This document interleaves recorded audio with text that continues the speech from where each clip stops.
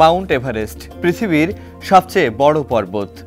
এটি জয় করা যে কোনো পর্বতারোহীর কাছে স্বপ্ন। আর এই স্বপ্ন টানে প্রতি বছরই বাড়ছে এভারেস্ট যাওয়া পর্বতারোহীর সংখ্যা। এভারেস্ট অভিযানে গিয়ে 2023 সালে 5 জন নিখোঁজ সহ প্রাণ হারিয়েছেন মোট 18 জন পর্বতারোহী। ওই বছরকে রেকর্ড করা হয় এভারেস্টের সবচেয়ে প্রাণঘাতী বছর হিসেবে।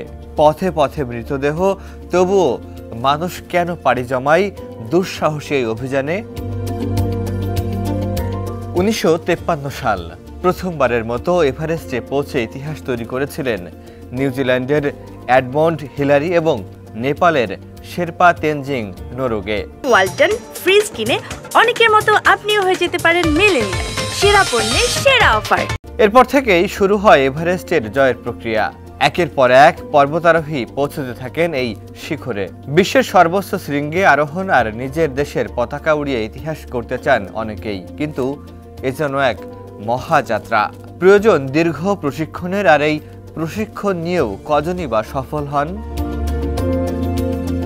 এখন পর্যন্ত অনেকেই ফিরেছেন লাশ হয়ে, আবার অনেকের মৃতদেহটিও ফিরিয়ে আনা সম্ভব হয়নি, হয়েছে তুষার সমাধি। প্রায় 1 বছর কন্ডিশনিং করার পর সফলভাবে এভারেস্টের চূড়ায় আরোহণ করতে সক্ষম হন ট্রমা সার্জন জ্যাকব উইসেল।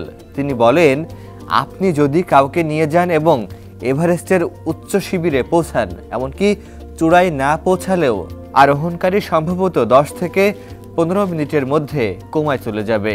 তারা 1 ঘন্টার মধ্যে মারা যাবে, কারণ তাদের শরীর অক্সিজেনের মাত্রার সঙ্গে সামঞ্জস্যপূর্ণ নয়। শুধুমাত্র ইচ্ছা আর চেষ্টা থাকলেই চলবে না। মাউন্ট এভারেস্টে চড়তে হলে মোটা অঙ্কের কিছু টাকাও সঙ্গে রাখা বাঞ্ছনীয়।